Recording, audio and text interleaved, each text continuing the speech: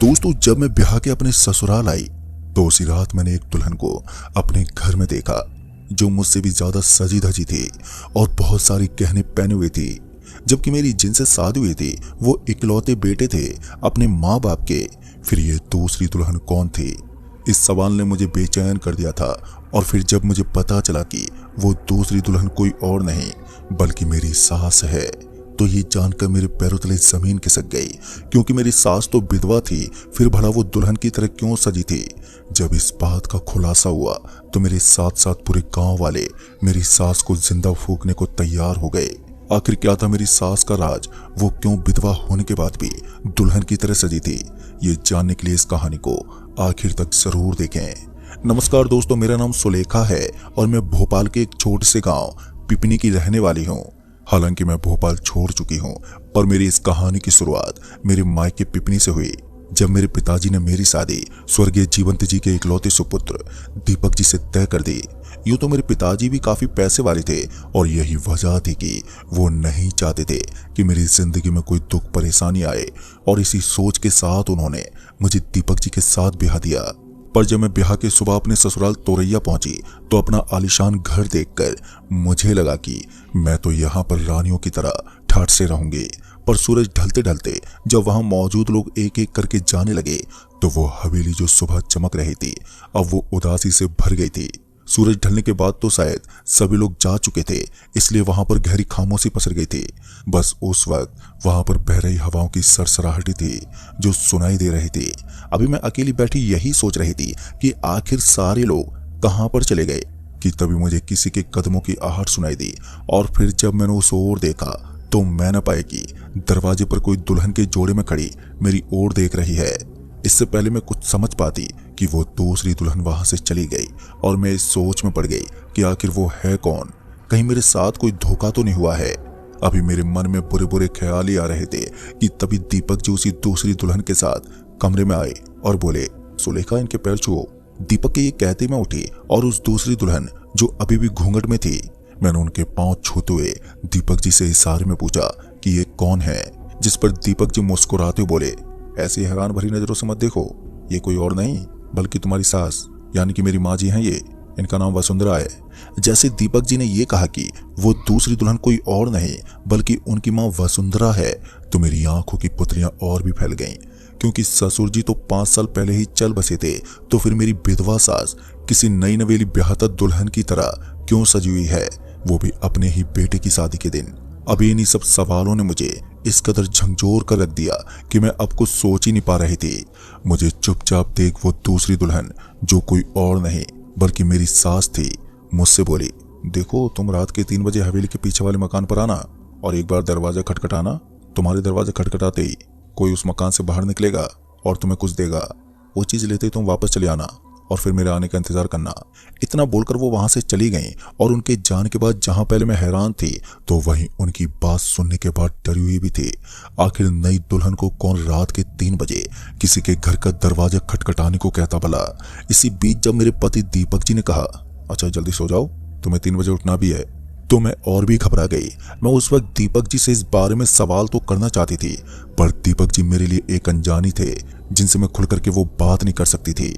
ऊपर से मुझे अभी उनके स्वभाव का भी मालूम नहीं था, पता नहीं मेरी कौन सी बात उन्हें बुरी लग जाती। इन सब बातों का ख्याल रखते हुए मैं बिना अपना मुंह खोले लेट गई। वैसे तो ये मेरी सुहागरात थी, पर सुहागरात जैसा कुछ भी नहीं था। मैं बिस्तर पर एक और डरी सहमी करवटें बदल रही थी तो वहीं मेरा दूल्हा यानी कि मेरा पति कमरे की खिड़की पर खड़ा बाहर ताके जा रहा था। इसी कसमकस में रात बीत रही थी कि तभी एक जोरदार चीख सुनाई पड़ी। अभी वो चीख सुनकर मैं अपने बिस्तर से उठी ही थी कि मेरे पति ने कहा, चलो 3 बज गए। ये बोलते उन्होंने मेरा हाथ पकड़ा और मुझे अपने साथ लेकर जाने लगे। पहले तो मुझे ही लगा कि वो भी मेरे साथ ही जाएंगे, पर जब उन्होंने हवेली के पिछले दरवाजे तक छोड़ते हुए कहा, वो जो दूर मकान दिखाई दे रहा है ना, तुम्हें उसी मकान का दरवाजा खटखटाना है, वो भी सिर्फ एक बार। ये बोलकर वो वहीं से वापस लौट गए और मैं उस मकान की तरफ बढ़ गई जो स्याह अंधेरे में बेहद ही डरावना लग रहा था। मेरे कदम धीरे धीरे मुझे उस मकान के करीब तो लेकर जा रहे थे, पर मेरा भयभीत मन पीछे लौट जाना चाहता था।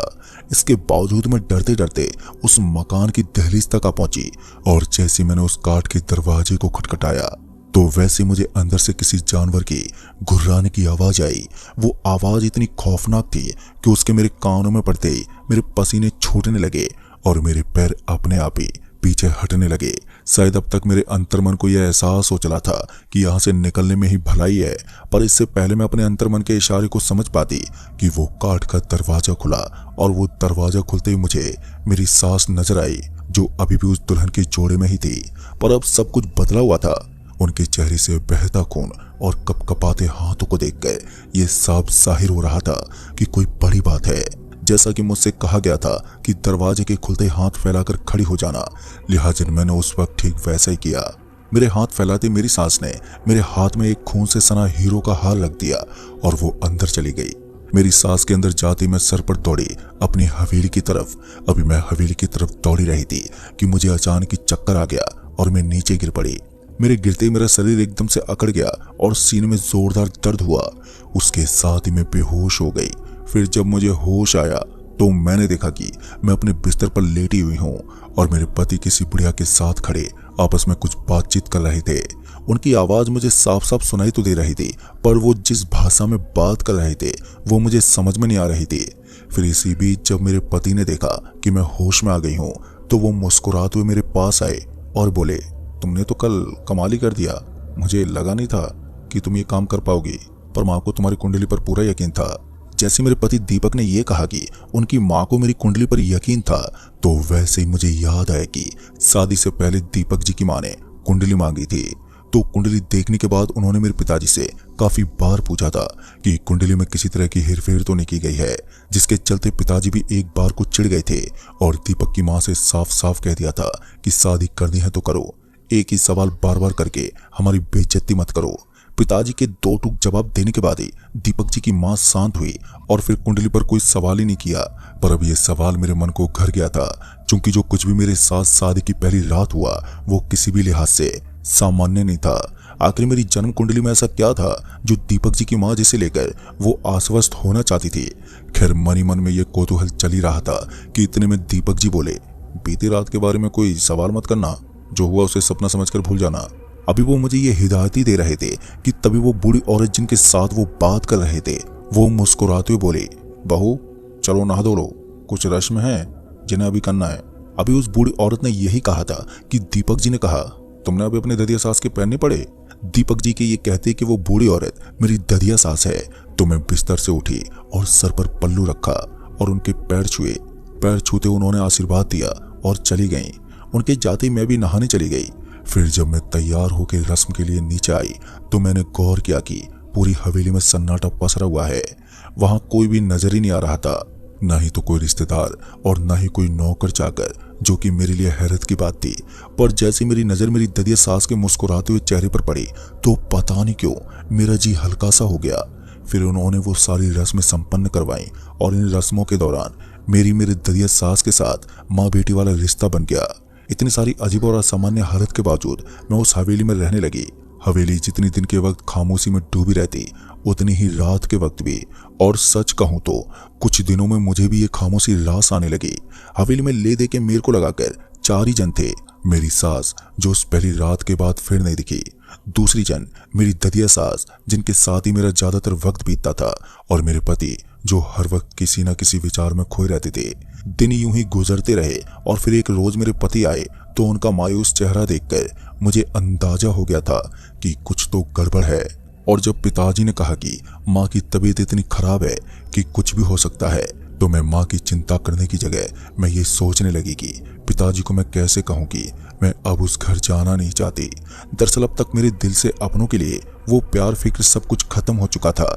मेरे लिए मेरा परिवार किसी बेगानों की भांति हो गया था, जिसका होना ना होना एक समान हो गया था। इससे पहले मैं साफ साफ अपने पिताजी को उनके साथ जाने से मना करती कि मेरी ददिया सास ने मेरे से कहा, बहू तैयार हो जाओ अपने मायके जाने के लिए। चूंकि मैं अपनी ददिया सास की बात चाहकर भी टाल नहीं सकती थी, लिहाजा मैं पिताजी के साथ अपने घर के लिए चल पड़ी। रास्ते में पिताजी लगातार रोते बिलखते हुए माँ की हालत के बारे में बताए जा रहे थे। तो वहीं जब उन्होंने देखा कि मुझे कोई फर्क नहीं पड़ रहा है, तो वो अपने आंसू पोंछते हुए बोले, क्या हुआ तुझे? तू इतनी कैसे बदल गई? तेरी माँ आखिरी सांस गिन रही है और तुझे इस बात पर रत्ती भर भी दुख नहीं हो रहा है? पिताजी पूरे रास्ते मुझे सुनाते रहे और मैं खामोशी से सुनती रही। और जब हम घर पहुंचे तो मेरे घर पहुंचते मेरे घर वालों ने मुझे जबरन जंजीरों से बांधकर एक अंधेरी कोठरी में कैद कर दिया। मुझे समझ में नहीं आ रहा था कि आखिर मेरे ही घर वाले मेरे साथ ऐसा बर्ताव क्यों कर रहे हैं। मेरे लाख पूछने के बावजूद किसी ने कुछ भी नहीं बताया।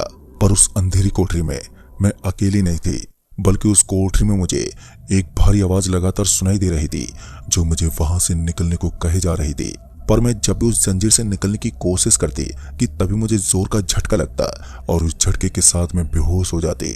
मुझे ये तो याद नहीं कि मैं कितने दिनों तक उस अंधेरी कोठरी में बंद रही, पर जब मेरे घर वालों ने उस कोठरी का दरवाजा खोला और मुझे बाहर निकाला तो मैंने देखा कि मेरे बाल और हाथ पैरों के नाखून इतने बड़े बड़े हो गए थे मानो मैं कई सालों तक उस कोठरी में बंद रही हूँ। वहीं कोठरी से बाहर आते मैं मामा चीखते हुए रोने लगी। जैसे मेरे घर वालों ने मुझे रोते हुए देखा तो वैसे मेरे पिताजी ने कहा, हमारी बेटी लौट आई है, अब चिंता की कोई बात नहीं है। ये कहते हुए उन्होंने मुझे गले लगा लिया और इसके बाद मेरे पिताजी ने बताया कि मेरी सास और मेरे पति को उनके गांव वालों ने जला के मार दिया है। मेरी सास और मेरे पति कुछ ऐसी काली शक्तियों के उपासक थे जिनकी मदद से वो अपनी घिनौनी इच्छाओं को पूरा करना चाहते थे। मुझसे पहले भी उन्होंने बहुत सी लड़कियों को अपने बेटे के साथ रिश्ते में बांधकर उन शक्तियों को प्रसन्न करने की कोशिश की, पर वो लड़कियां तीसरे चरण में मर जाती थी और शायद मैं भी मारी जाती अगर मेरी माँ को हमारे कुल देवता ने समय रहते उनके बारे में नहीं बताया होता। आज मैं बच गई सिर्फ अपने कुल देवता की कृपा से। खैर मुझे आज भी मेरी ददिया सास सपने में दिखाई देती हैं और कहती हैं घर लौट आओ। मुझे अपनी सास और पति की पूरी सच्चाई तो नहीं मालूम, पर इतना जरूर कह सकती हूँ कि ये दुनिया अजनबी है और बेहद ही खौफनाक भी। तो दोस्तों इस कहानी में बस इतना।